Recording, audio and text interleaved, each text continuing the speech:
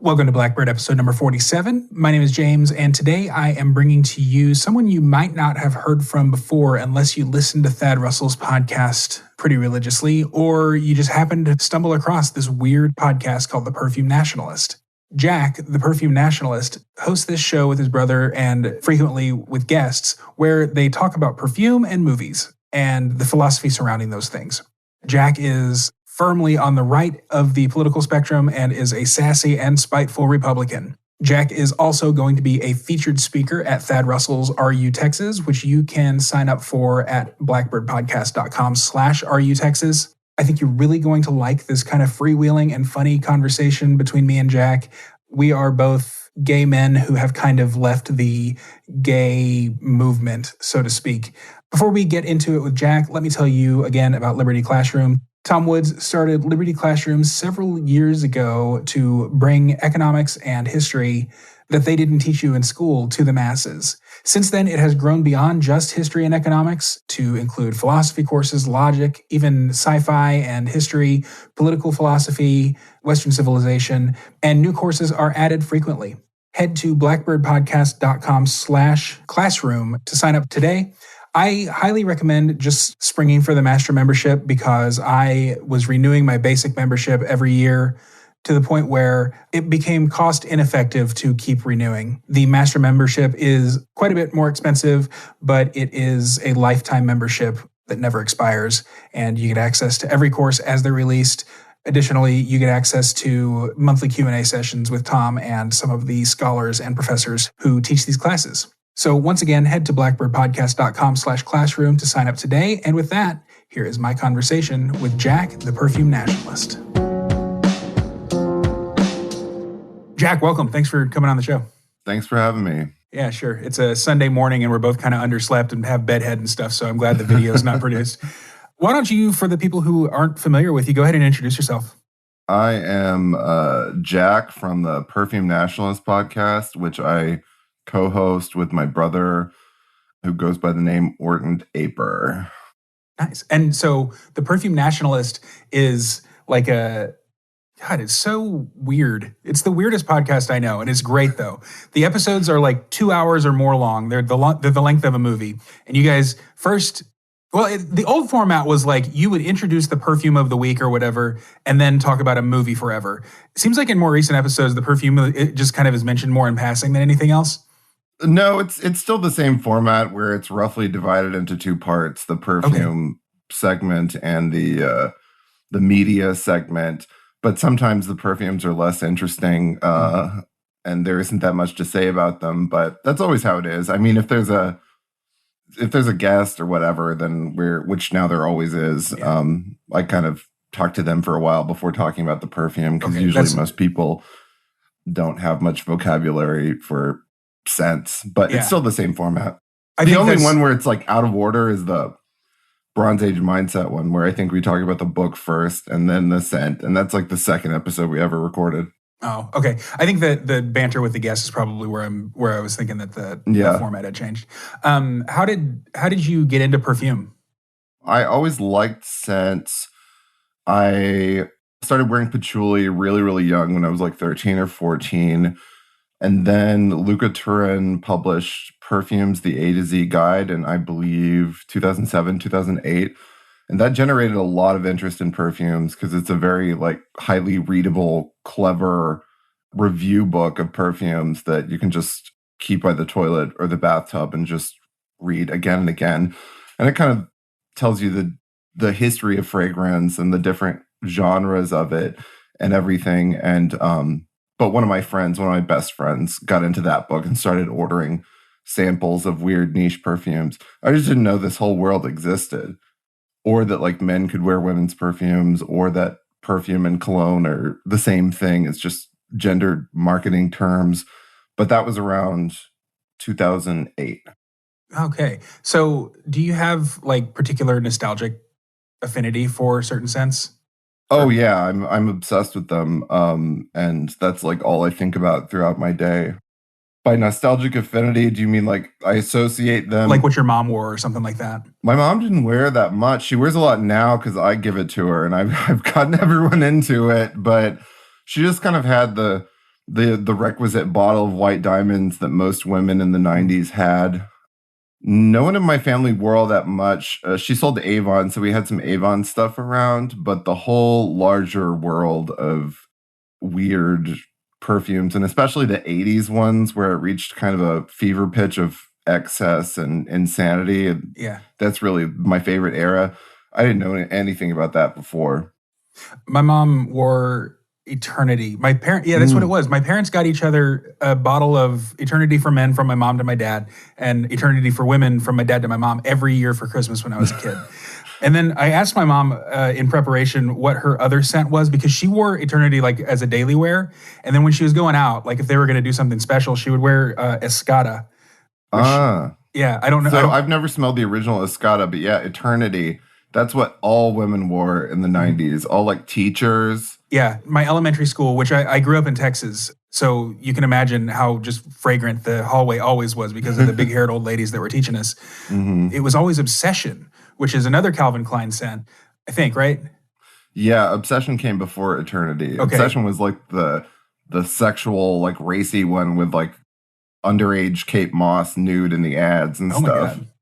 Obsession is a lot more like sweet, I guess, than Eternity. I don't know if sweet's the right word. Cloudy maybe is a great word for me. It gives me a headache now. Like if I smell that, first it reminds me of Miss Johnson, my favorite second grade teacher ever.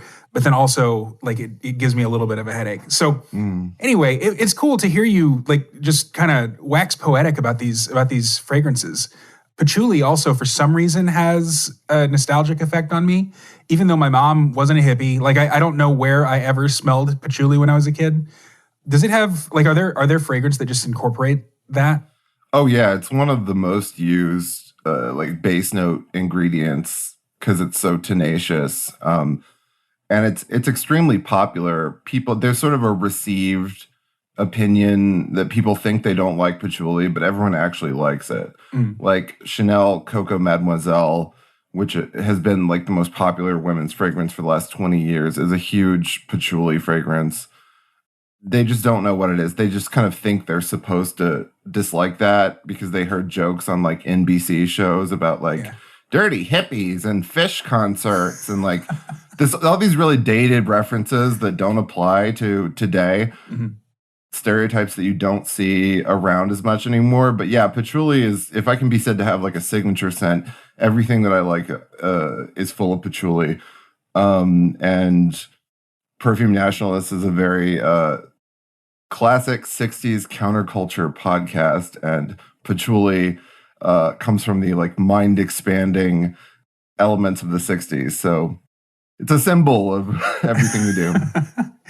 So if someone were interested in getting into fragrance and perfumes, is there like a beginner model that you would recommend someone get a bottle of, something that they might not have heard of or something like that? Let's see. Everybody asks me all day, every day. I'm looking at my shelf. I tell guys to get Chanel Ontayus, which is quite affordable and quite wonderful. And it's an 80s scent, so it gets you like acclimated to 80s type scents. But it's also very timeless and elegant and modern, and it's just cool. And it has like a crazy vaporwave commercial that everyone can get into.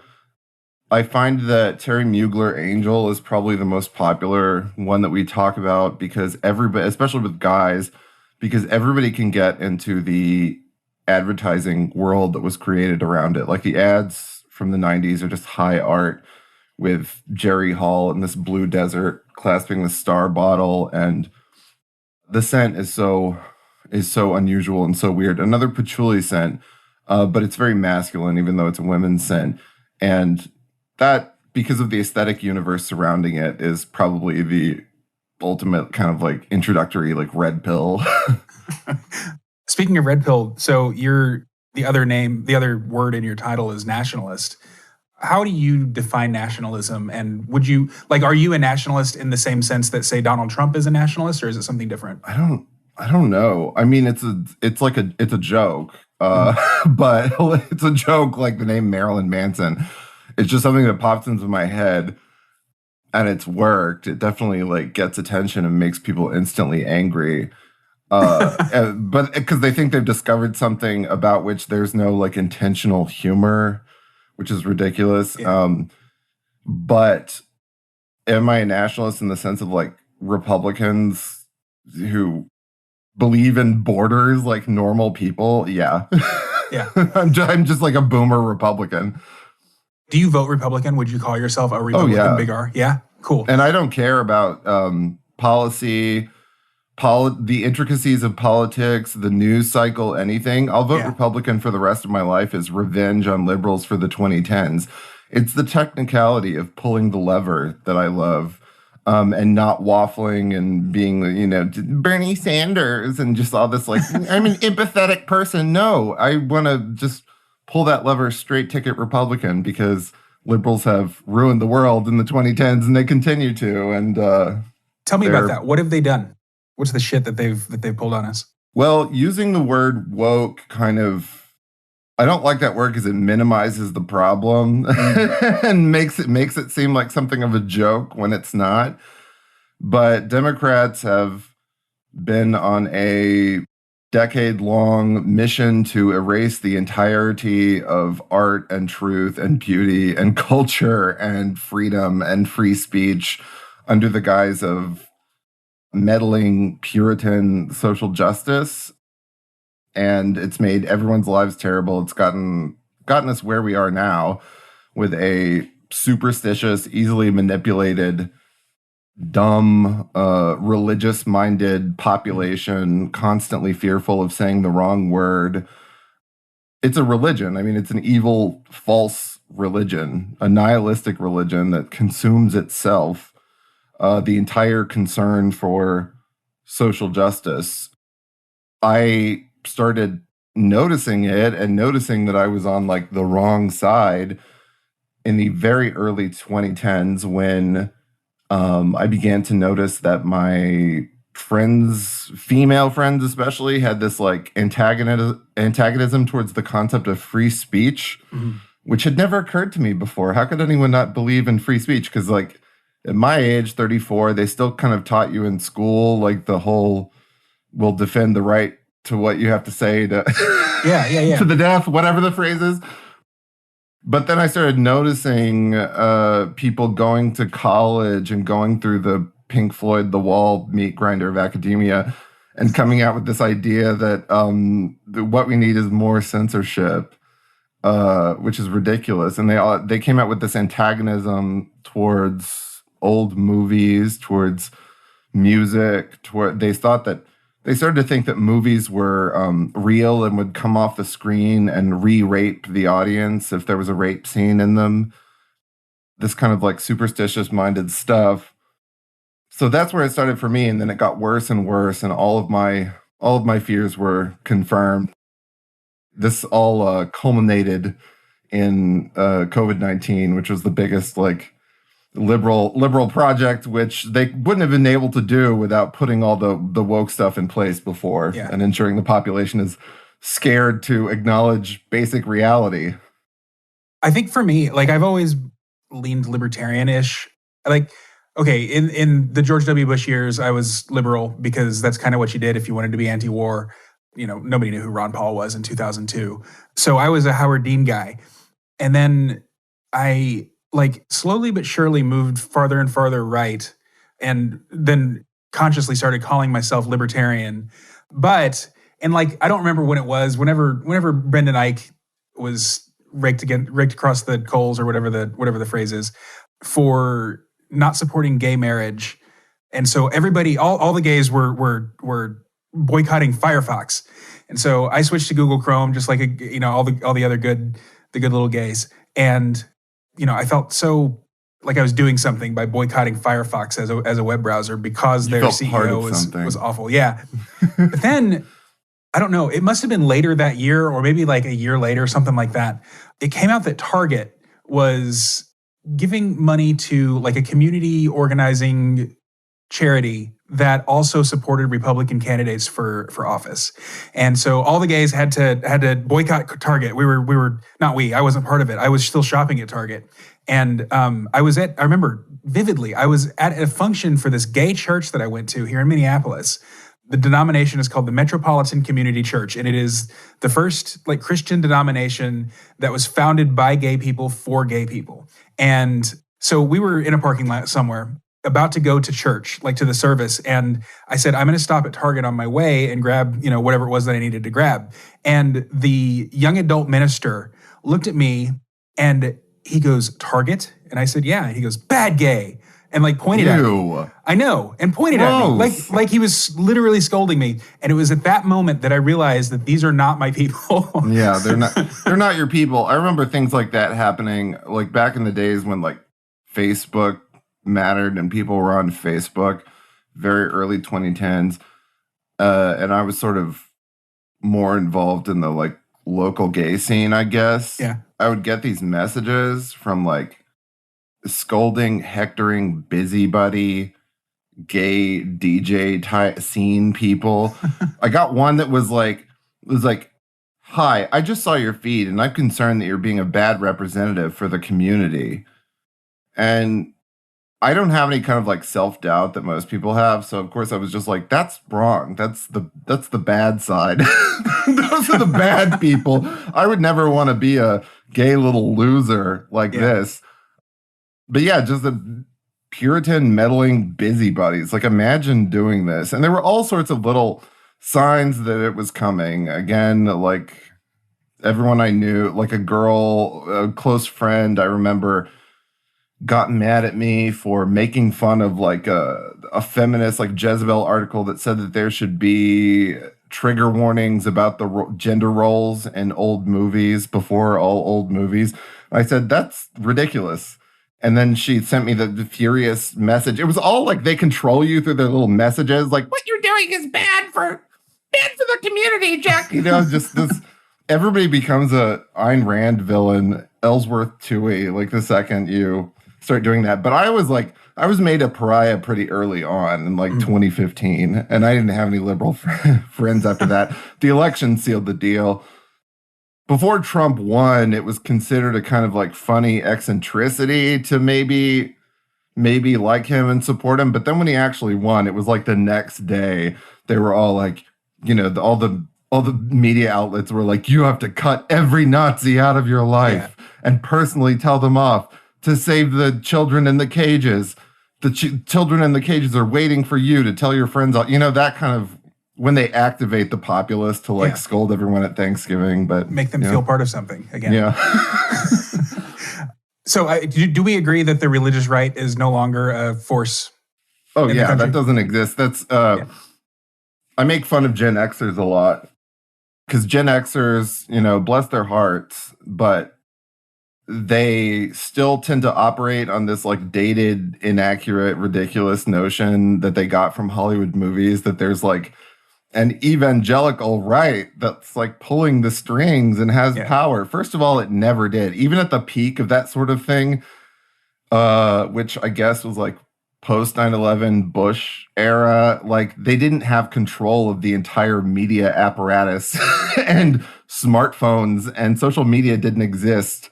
So there's never people always try to do this kind of both sides, liberals are the evangelicals of today thing. No, liberals have infinitely more power than Christians ever did. So it's not accurate to compare them. But yeah, I mean, in terms of social justice explicitly being a religion, I mean, that's clear to anyone. They don't even say, how liberals used to kind of be atheists? And they would be of course God doesn't exist. There was that kind of casual atheism that was around with normies. That doesn't exist anymore. And you don't hear them saying that because they all know that they worship black people. And I'm not being funny. It's an entire religion based around worshiping mythical black people that they've made up and being punished for original sin against black people and the climate too, to a lesser degree. But they've intertwined all of that so that whiteness affects the climate as well. But yeah, they all know that they worship black people. So I guess the question I was going to ask, though, is if the religious right were still as influential in the Republican Party, and I mean, were they never even influential in the Republican Party as opposed to the society at large? They had the entire media making fun of them, even if they were influential. Like, I mean, all the the PMRC like music censorship stuff in the 80s, which seems so quaint and small considering the censorship now. But people try to bring that up as like just a Republican issue. It was Tipper Gore. Yeah, it was Democrats. It was really, like, and the Clintons were like, you know, all obsessed with like video game violence and censorship and all of that too. Like, okay, but certainly there were people who were outraged by certain things. I mean, Rick Santorum existed, and he was really a senator. Yeah, there were, but I mean, as that went on, you saw them elevating like fake stuff, like Westboro Baptist Church, as though it's this like real, like, I'm not like, that's basically just a little house where a family runs a grift, like doing frivolous lawsuits. Yeah. But you know how like for like 5 years in the media, they were like, Westboro Baptist Church is spreading everywhere. They made entire documentaries about, or not? Yeah. It wasn't a documentary; it was a dramatization. But you think it's a documentary, or at least I think of it as one. So just like now they present this idea in movies and media and everything that there's like the Ku Klux Klan waiting around every corner, like underground, this like organized network of white supremacists and whatnot. This totally made up thing. I mean, the evangelicals, like the Santorums and everything that existed, like the media liked those because they could utilize them and, you know, create this ambient threat of Christians. But I don't know. I just don't see anything in the past at all in America being as repressive as what we're now operating under because of the control of social media and the way that they get to you through your phone all day, every day, that they can just activate you as they do with COVID. Yeah. Do you think then that, I mean, what are your thoughts on like the future I mean, right now, you and I both are being labeled domestic terrorists by the Biden administration. Is that like a very real threat, or is it a paper tiger? I think of that whole thing where you know, COVID and domestic terrorism and all that stuff, and also QAnon, and like Trump's going to be reinaugurated on August whatever date, and all that stuff. I think of those both as psyops invented by the intelligence community. You're correct. QAnon is fake and gay, and that was always apparent to me from the start. Yeah. And there were always those people that tried to make that cute. Like, they're like, I love conspiracy theories, and you know, like people have something to believe in, you know. And no, I saw that for what it is right from the start, which was an operation designed to make Trump voters look ridiculous. And that's what it panned out to be. Because what do you know? As soon as Trump's out, they have all the HBO documentaries prepared, you know, to just send out the next day. Yeah. Like, that's all fake and stupid. And I'm just very much about people being normal and being in the real world and not, I hate conspiracy theories. I hate when plain speaking is done away with for these like fantastical little like ridiculous tangents. I'm not a fan of Alex Jones and that sort of thing. But let's see. Is it a real threat? Specifically the Biden administration's domestic terrorism, like, you know, the war on terror coming home thing. Yeah, that's a real threat. I don't listen to the news. I don't think about the news.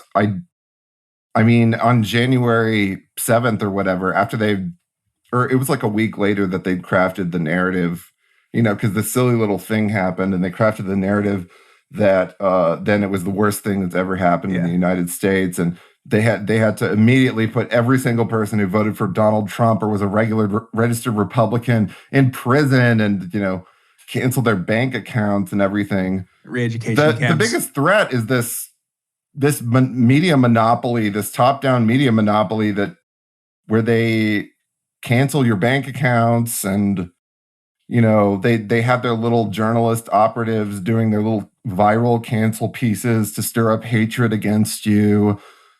And the social media censorship is a major problem, but so far nothing has really changed in that respect. If anything, like Twitter is like less censored than it was a couple years ago. Once they got rid of Trump, and that was a show of power, you know, on election day, they did it in front of everyone to show, oh, there's no dissent from this. Once they got rid of him, it seems that they like backed off a little, but they do keep the constant ambient threat going. And they keep it intertwined with COVID, because the boldest thing the liberals did last year was when, in the middle of the summer, when they unveiled that the real virus was white supremacy. Yeah. You remember that? It was about July. Yeah. There was the early part of COVID before, where everyone was kind of excited and together. And that was before the Democrats like narrativized it or figured out what they were going to do. And then in the middle of the year, they unveiled that the real virus was white supremacy. And it worked. The audacity of that is incredible, because now people think that going against lockdowns and COVID stuff means you're a white supremacist. So yeah, they really conflated the two. The worst thing. So I live in Minneapolis. We just happened to be in Dallas during the weekend of riots following George Floyd's death. But the next day, so the day after Memorial Day, that Tuesday, was the day that our governor lifted the lockdowns. For a little bit, we didn't even have a mask mandate. So like we were just back to normal for a while. Obviously, they had plexiglass up and all that other stuff. But it was like, I don't know if the governor like understood that he had created this tinderbox, and that those riots weren't about George Floyd. They were about a bunch of pent up rage.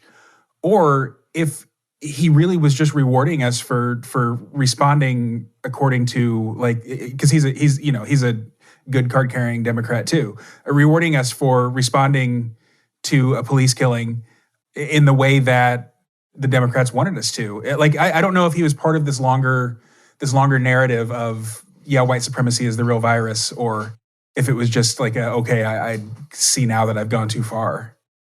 I don't know to what extent the like local authorities and like the people in the streets are aware of of the narrative that's being dispersed. I know that their brains are literally fried from 4 years of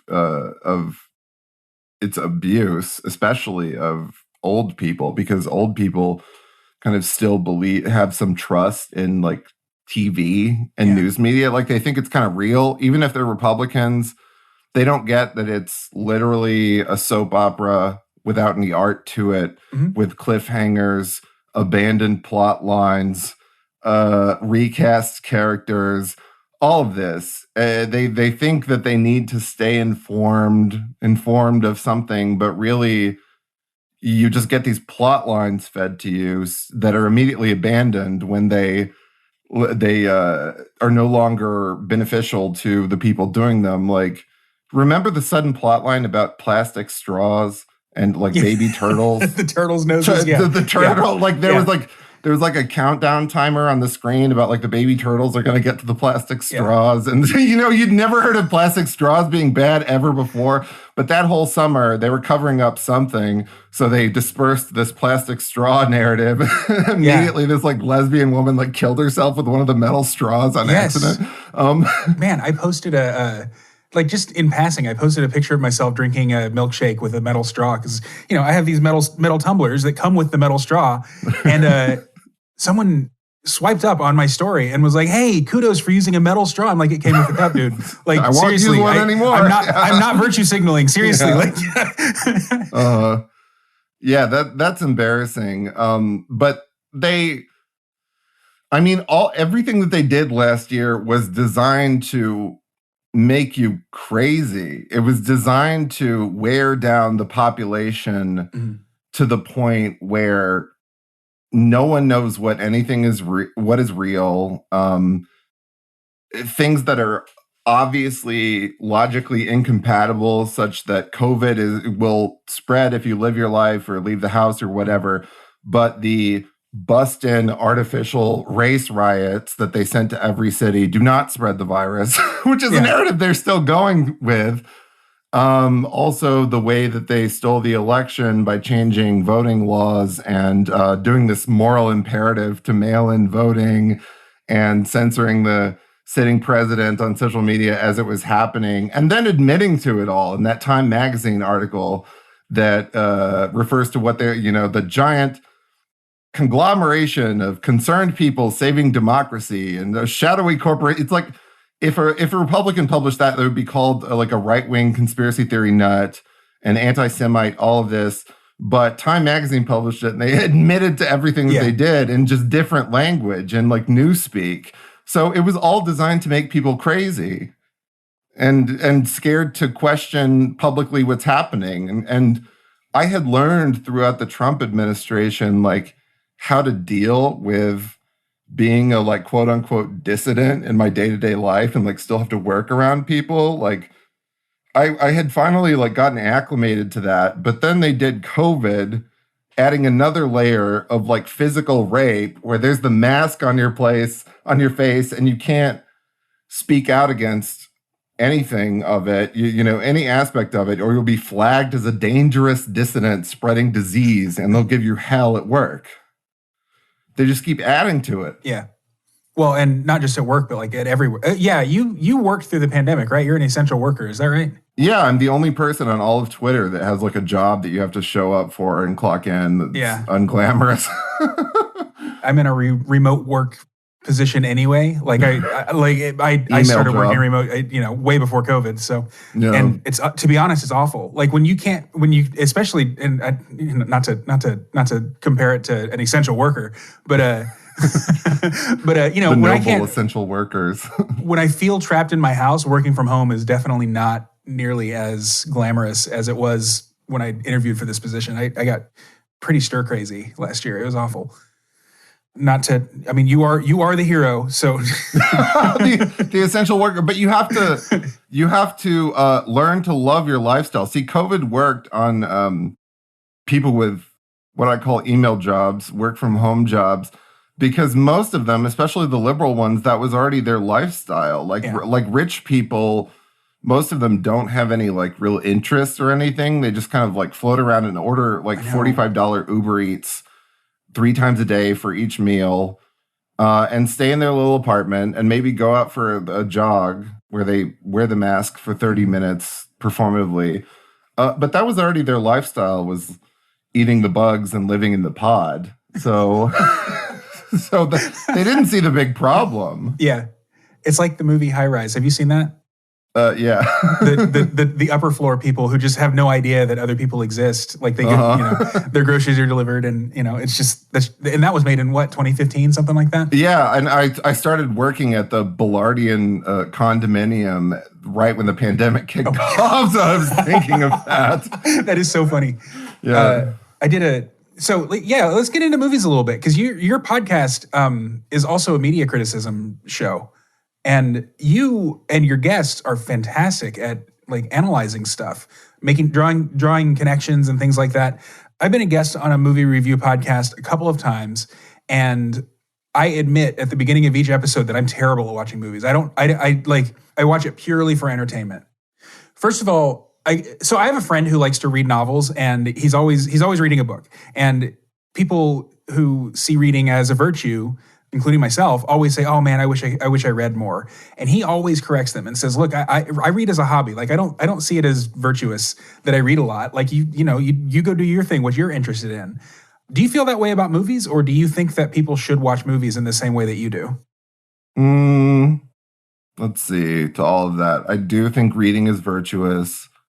I am a person who doesn't read that fast and wishes that I read more. Mm-hmm. But I feel like for like today, I read plenty, more than most. Should people watch movies? Yeah, to get a sense of history. I mean, honestly, I don't know. If you're interested in cinema, then yes. But I often really like and get along with people who have no interest in movies. Do I think you should watch modern movies? No. I mean, I don't. I'll go to the movie theater just as something to do. That's what I always liked doing. I'll see like the worst crap and have zero expectations and just want a change of location and to be in a dark theater away from my phone. Yeah. But I don't think everyone needs to be interested in movies, especially considering the level of media criticism that we've become acclimated to in the last 10 years, where dim, often young people think that their little bug opinions matter. Like that, the basic kind of way that people approach movies now is to have a contrarian take on it, like to find something that is considered great or was considered great in the past, and then to log on to your little letterbox and be the one who says, I didn't think it was that good, which is the reflex. You can feel kind of important that way. Yeah. Like you are the one who discovered that this is not good, which sometimes if you actually know what you're talking about, you can be correct. But that's really just from people going through like lackluster college education, where they kind of tell you that to go through everything with a red pen and highlight how bad the role of women and the lack of diversity and all of this is and how problematic it is. So people approach movies in the wrong way. They don't know how to read an image. They don't know how to intuit anything. They don't approach it with reverence. They don't approach someone like Hitchcock or Kubrick with reverence, knowing that the art is better than them, which is something that I always did as a like young cinephile. Like I was interested in movies because I knew that people had made these great works that I could learn something from. And that's not a perspective that you see anywhere, because it's all about because greatness is problematic. Greatness implies that there's a hierarchy of quality, which is bad. So everything must just be graded on how effective it is as social engineering and propaganda. I think more like smart and funny and irreverent people should watch movies, but I think reading books, like actual fiction written before the last like 30 years, is better for you than watching movies. Are there any good movies that have come out recently? I've enjoyed a few. Okay, my like timeline of when cinema ended. It officially ended with Titanic, which was the last great golden age. It was like a reprisal of the golden age of Hollywood. So that's kind of the end. And then everything since then has been an interesting coda. Like there's some good codas to cinema. Like Lars von Trier's Nymphomaniac is a very one of the best movies of the 2010s that's really underappreciated because it's so large and so weird and so challenging that no one wants to approach it, so nobody tries.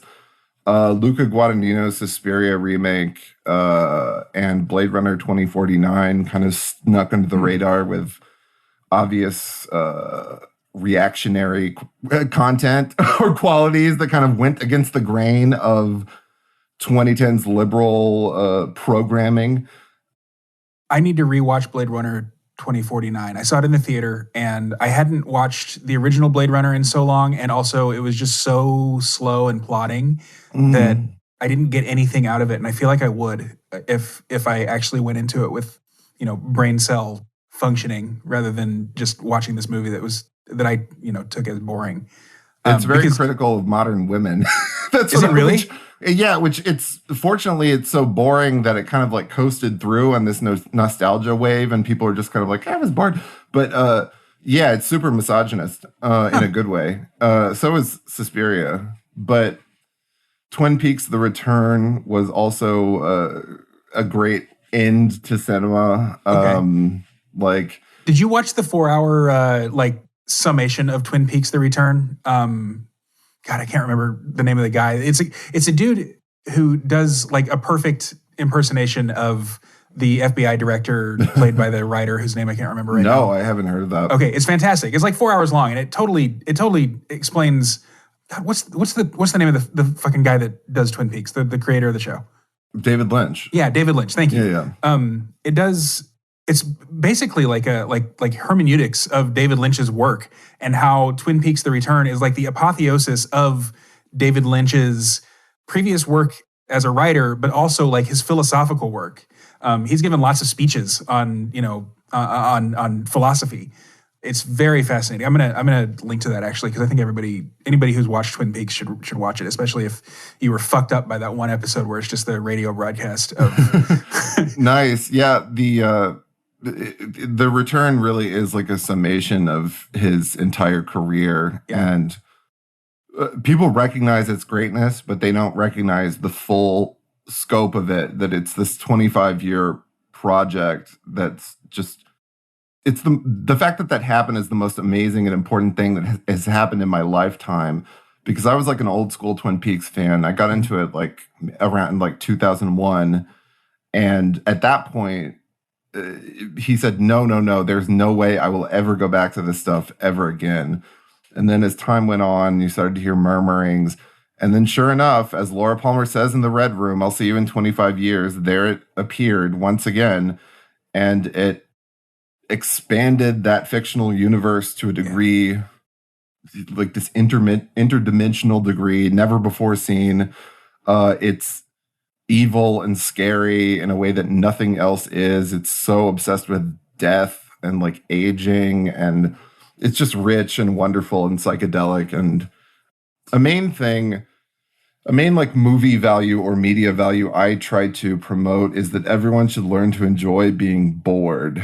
I think that people are very confident of their short attention spans, which aren't really real. It's just laziness. Like with the start of the 2010s, when it became popular to be like a nerd or comic book nerd and be like, I don't like this like lofty, like highbrow type stuff. I'm just a salt of the earth Marvel comics nerd. And that's what I've always been.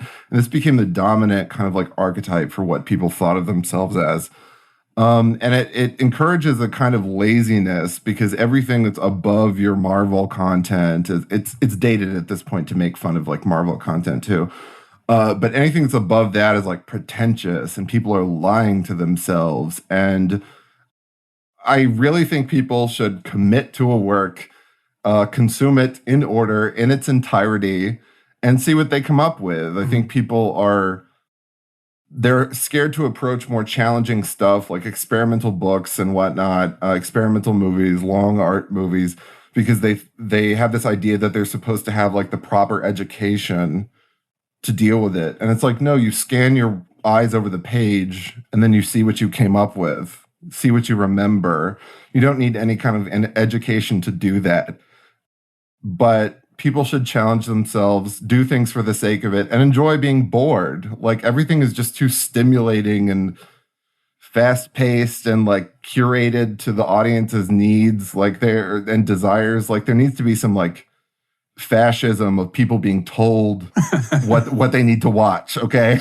Well, okay. So along those lines, I personally am the kind of person who falls asleep like the second the movie starts if it's not a Marvel movie.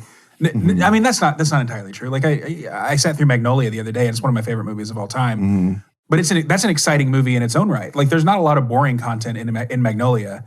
So I guess the question would be like, is there like a sequence of movies that you might recommend just off the top of your head for someone who doesn't enjoy being bored but might want to enjoy being bored? I'm looking around my room. Well, I think everyone needs to watch and read Gone with the Wind first thing, which is not boring at all. But in terms of like media recommendations, I think we would all be in a better place if people read Polia's sexual personae from start to finish, and read Gone with the Wind from start to finish, and watched Gone with the Wind.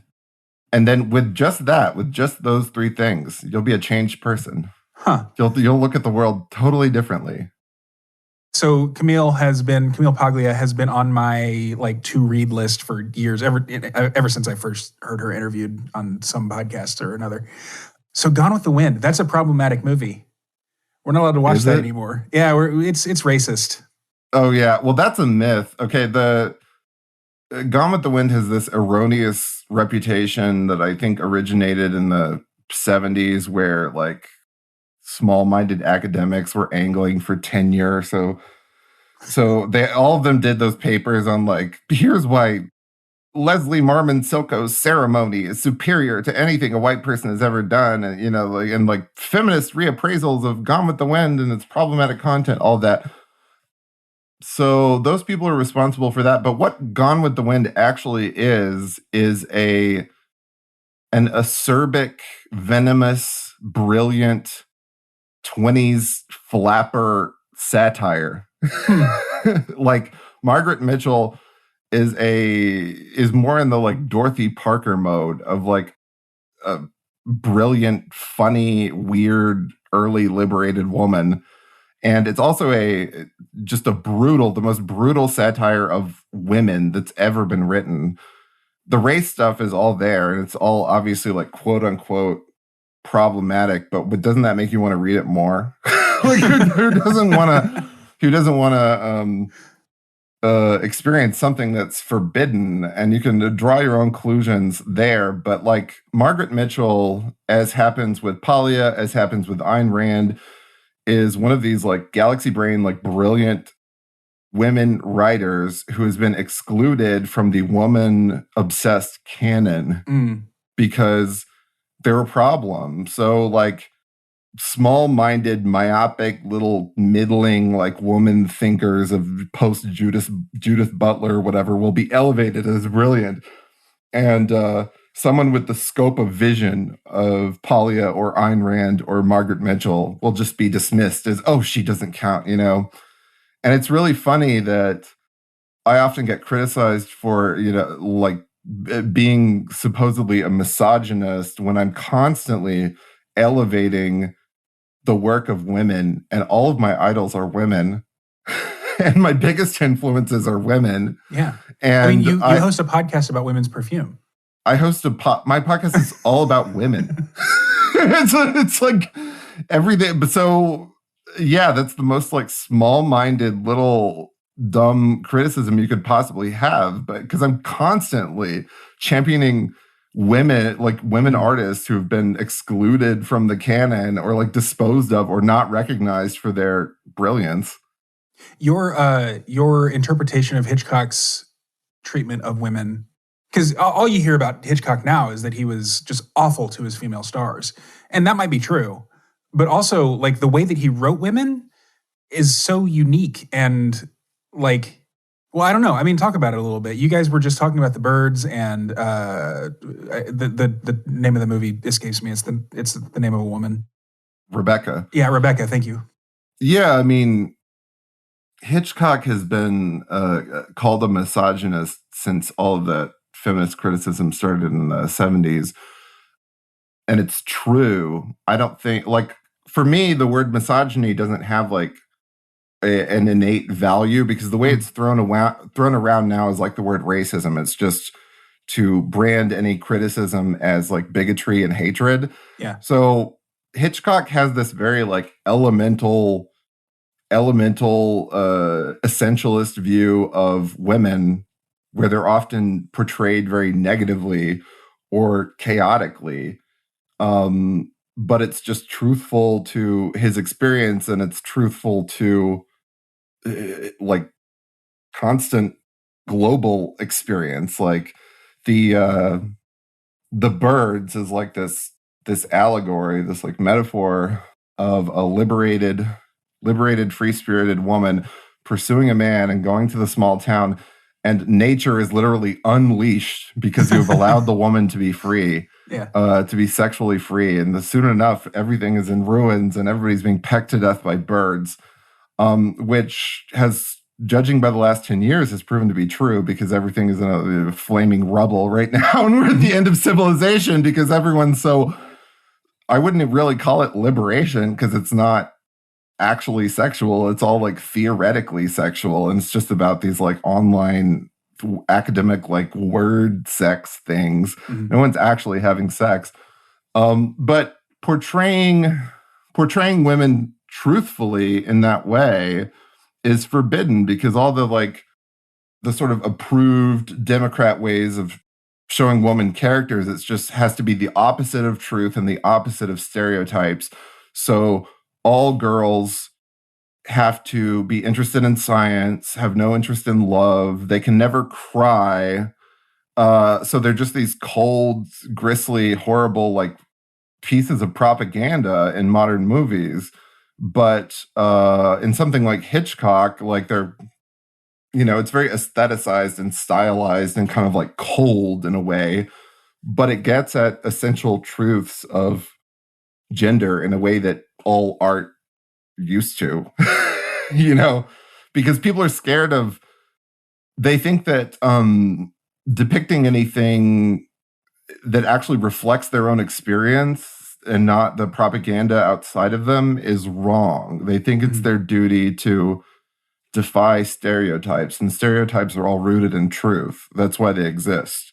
So that's why nothing modern resonates with anyone. It just has this false kind of fake feeling of, okay, I guess all women are supernaturally powerful and they're all interested in science and they're very calm and not manipulative and don't cry. And does anyone think this is real? No.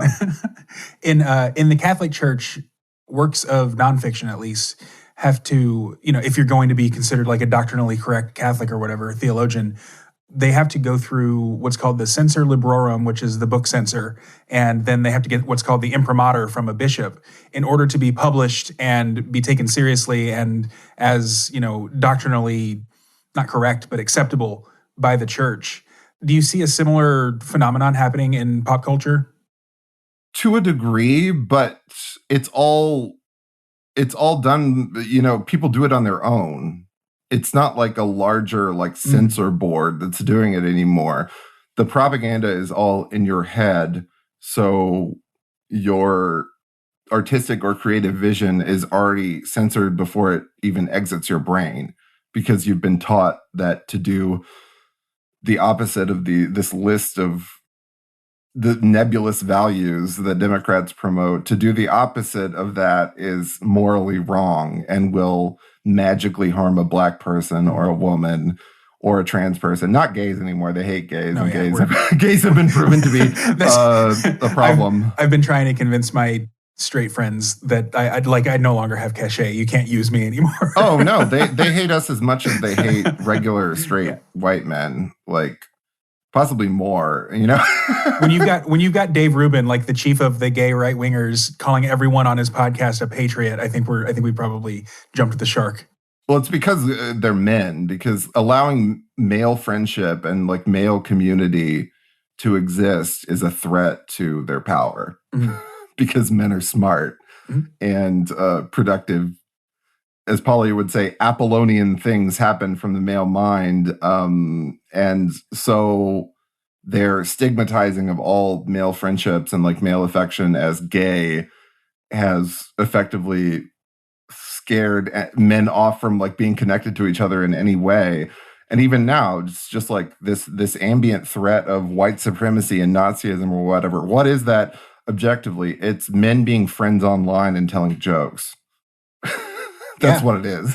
So gays have proven a problem because gays also have a history of dissident thought and that's I mean we're like not the original. We're subversive though. I mean, I don't know how do you have gay friends? In town? No. Okay. Online I do. I have a lot of gay and trans and non-binary friends, and this is a story I've told on this show before, but last year, one of my non-binary friends, he had parties, or they had parties all throughout the year. We were in the apartment, just crammed, many, many people. And it was a lot of fun. We also kind of felt subversive because we were going against the mandates. But then they posted on their Facebook page, or whatever, their Facebook account, a picture on a trail outdoors, smiling, just having fun on a trail, whatever it was. But then in the comments, made sure to say, I just took off my mask for this photo. Make sure you're always wearing a mask. I put it on as soon as the picture was snapped. Where are we that a subversive person who was hosting parties also needed to make sure that everyone else, understood that the mask went right back on?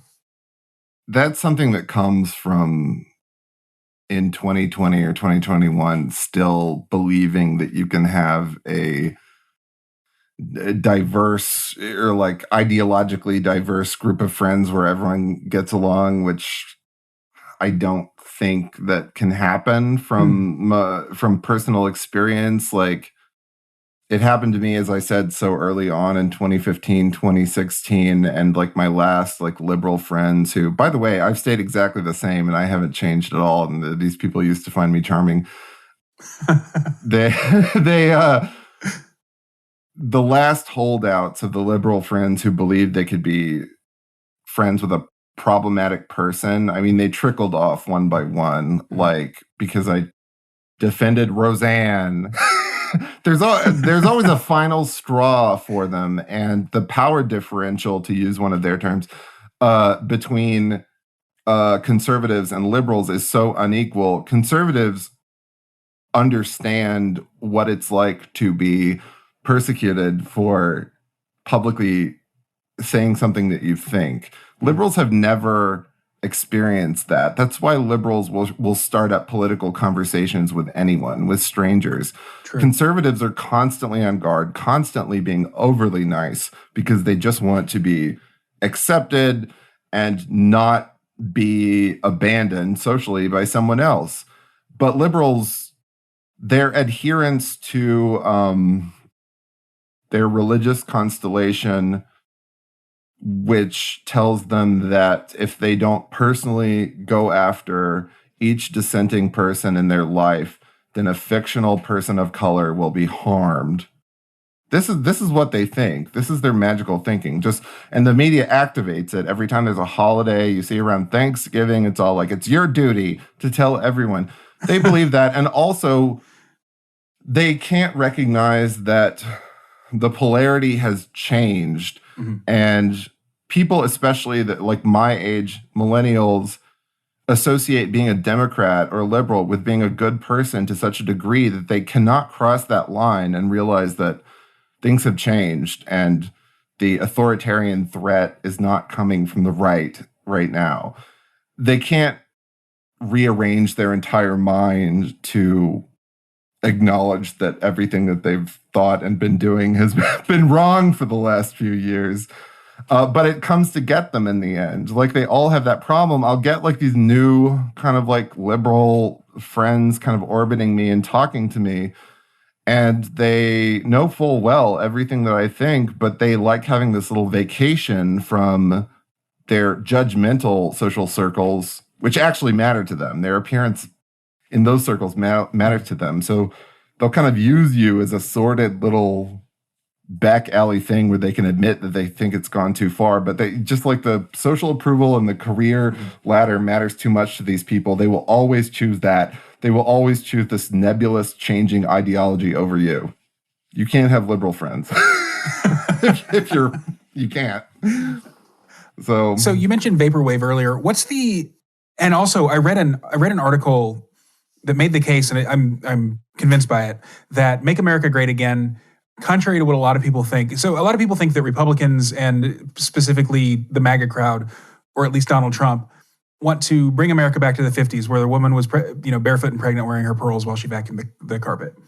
And what this article said was that MAGA actually is pointing back to the 80s, the Reagan years. And also in right-wing circles, we're seeing all of this 80s aesthetic, vaporwave, and the Miami Vice font, and like synth music and things like that. What do you think that's all about? Why the 80s and not some other era? Well, I've always liked the 80s. I think everyone likes the decade that the time period that they like right before they were born. Oh, okay. Because that's when you remember the world being like innocent, you know. That explains why. So I was born in 82. That explains why when I was in junior high, all my friends were listening to like classic rock from the 70s. I never got into it, but yeah, okay. Because as time goes on and you become more aware of like the evils of the world, then your associations with that time period are less than savory. But the 80s, to me, represents such a total, like the opposite of the austerity and gray minimalism and sameness of the 2010s that continues to this day, where everything down to like fast food restaurants is leveled to the ground to eliminate any color, any reference to family or fun. It all has to be this kind of like grim adult child Peter Pan stasis where no one really grows up. They're not like the phases of life. It's just gray, gray, gray, no carpet, no texture, no scent, no nothing. Yeah. Because, and this is sold as like a value. It's a moral value. It's not, and it's a convenient one for them because it's cheap. It's cheap to do that. It's cheaper to have these laminate floors that you just mop the vomit up off of rather than like carpet. But the 80s represent such a like everyone in the 80s could get into this fun vision of open wealth and excess. And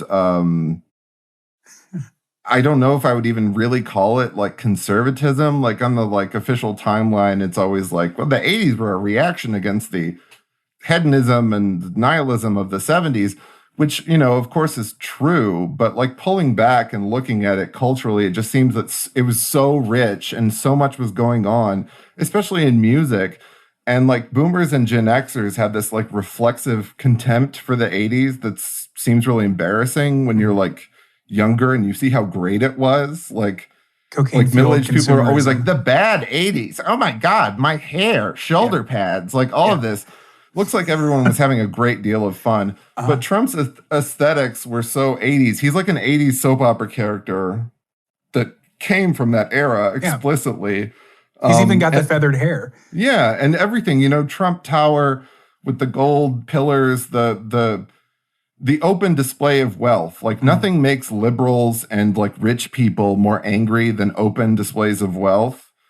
They can accept it in the context of like rap music and like if a minority is doing it, but open gaudy displays of wealth, which were like artificial on their own on soaps like Dallas and Dynasty, like this really strikes them the wrong way. And people with actual money are so trained to not talk about it and not show it off and just wear their little like yoga pants, and it really like strikes a nerve and makes them uncomfortable. So Trump like symbolizes like the opposite of all of the values of the 2010s, the gray minimalism, the Puritan atoning for original sin of racism and all of this. But he also just created like a funny vision that you could get into that appealed to so many different people. Which I have noticed a change in my own aesthetic tastes. Like right now, so I've always liked like modern architecture and the clean lines and open concepts and all that stuff. And now I'm like house hunting and I'm seeing some of these old houses with, you know, the floral wallpaper, the earwax gold appliances in the kitchen and stuff like that. And I'm like, I wouldn't change a thing. And I don't know. And also suburbs. I've always hated suburbs. I even at one point in my life shamefully called suburbs racist. And now it's like the call of getting the fuck out of the city and living in a house that, you know, might have been constructed in the 70s and decorated in the 80s. And, you know, the elderly couple who owned it up to now died there and raised their family there is really appealing to me. And I don't know why. I haven't changed my cultural viewpoints really, but I think it really, you must subconsciously be realizing that all of the look and the aesthetics of everything around you right now is reflective of people's bizarre authoritarian values. Yeah. Like it's just unavoidable. Like it's all of those aesthetics are designed to create a feeling of sameness and fake equality that scolds certain people and excludes certain people who are viewed as problems. But it's extremely political. And I'm not like a fool who thinks that you can like go back. Like I'm not trad. Sure. There's no reversing the like forward course of history. There's no like putting women back in the kitchen, and there's no all of this, but you can honestly appraise what has gone on and like take inspiration from the past when a false artificial view of the world is being presented to you as the only option, and that option is not working out for anyone, and it's bringing down everyone's quality of life. All right, cool. Well, Jack, I really appreciate you coming on the show today. I will see you in Austin in October. I'm going to put a link down to for other people to join us in Austin in October, because it's going to be a lot of fun. As someone who's been to an RU weekend before, I can tell you that it's going to be like a life-changing thing. So sweet. Yeah, I'll see you then. Thanks so much. Yeah, for sure. Why don't you tell people where they can find you if you want to plug your Twitter or podcast or anything like that? It's patreon.com/Perfume Nationalist. We alternate free and paywalled episodes. Like 70% of them are free on iTunes and Libsyn, so you can listen to a bunch of them and see what it's all about before subscribing. But in order to get the whole story, and it is a story, a continuing story, you have to listen to them all, preferably. Yeah. And they're long as shit too. So yeah, they're long as shit. So buckle in. Learn to be bored. It's not a boring podcast by any means, but like, you're going to be listening to these really long episodes, but it is worth it. When Thad interviewed you, I listened to the first, 6 or 7 episodes. I was telling my partner, I was like, man, I know I'm not in this guy's target demographic, but like, I feel like I think I am. That's how it happens. He was like, and I just kept listening because I couldn't stop. And he was like, "Are you sure you're not in this guy's target demo? Like, it's okay if you are." Like, it was a surreal experience, to be honest. So, well, that makes me happy to hear. All right. Well, thanks a lot, Jack. We'll talk soon. Yeah, sure thing. All right. Thanks again to Jack for joining me today, and thanks to you as always for tuning in. If you like what you heard on this episode and you wish you had gotten a little bit more and gotten it a little bit earlier, head to blackbirdpodcast.com and sign up for the paid subscription, which only costs you $7 a month or $70 a year. And for those who are math challenged, that is 2 free months. If you liked what you heard just enough and it was just on time for you, head to blackbirdpodcast.com, sign up with just your email address. Don't send me any money. That's perfectly fine. That will get you an email update every time I release a podcast episode or a piece of written content that I don't mark as premium. Both of those ways really help support the show. Other ways you can support me are by leaving ratings and reviews at iTunes. Make sure you do that because it boosts the algorithm. And also be sure you're following me on Twitter at JamesLJ and on Telegram at t.me/learn-to-see. And with that, this is yet another episode of Blackbird in the Can, and until next time, live free.